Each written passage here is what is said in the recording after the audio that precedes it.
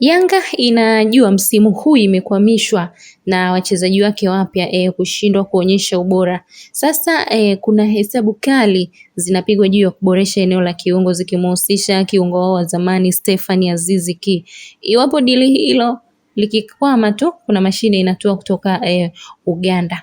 Mabosi wa Yanga wanapiga hesabu za kumrudisha star wao wa zamani Aziz Ki ambaye kwa sasa anaichezea klabu ya Al Ittihad ya Libya iliyomnunua kutoka Wydad ya Morocco, ambayo awali ndio ilimnunua raia huyo wa Burkina Faso kutoka Yanga.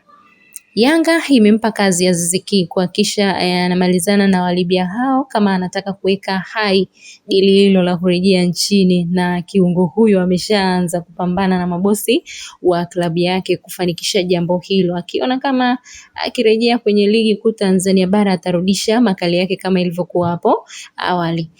Aziz Ki tayari yupo hapa nchini kwenye mapumziko ya mwishoni mwa msimu, na juzi alionekana akiwa na bosi mmoja wa juu wa Yanga, Anthony Mavunde, ambaye ni waziri wa madini, pia ni mjumbe wa bodi ya wadhamini wa klabu hiyo. Mavunde ana urafiki mkubwa na Aziz Ki, ambapo inafahamika kuwa kigogo huyo ndiye aliyezungumza na Aziz Ki juu ya shauku yake ya kurejea nchini kwenye klabu yake hiyo iliyompa mafanikio makubwa. Hata hivyo, Yanga haijaweka akili yake kwa Aziz Ki pekee, ambapo mabosi wa klabu hiyo wamezungumza na kiungo mmoja fundi raia wa Uganda Abdul Karim Watambala, ili kama watamkosa Aziz Ki basi wafanye hesabu za haraka kumchukua Watambala. Watambala anaichezea Vipers ya Uganda alikotoka Alan Okello. Amekubali kila kitu kuhusu ofa ya Yanga na anasubiri uamuzi wao tu ili wamalizane kwenye dili hilo.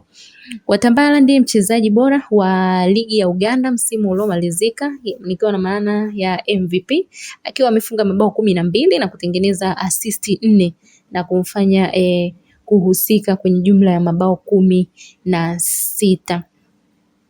Bosi wa Yanga alinukuliwa akisema kwamba mpaka sasa hakuna uhakika wa moja kwa moja hesabu za Aziz Ki zitafanikiwa kukamilika.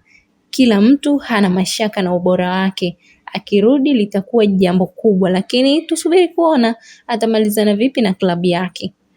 Hatuwezi kusubiri uamuzi huo tu, tunaendelea kutafuta machaguo mengine. Kuna yule Watambala, kama tukimkosa Aziz Ki tunaona atatufaa, naye ni mzuri sana na anacheza vizuri, anacheza kwenye timu nzuri. Tunataka mtu mwenye ubunifu mkubwa na anayejua kufunga. Ikumbuka kuwa Yanga inamtumia Okello kumlainisha kiungo huyo, ambapo hesabu hizo zimekubali. Sasa kinachosubiriwa ni uamuzi wa mwisho wa mabosi hao wa klabu hiyo, kinara wa mataji nchini Uganda.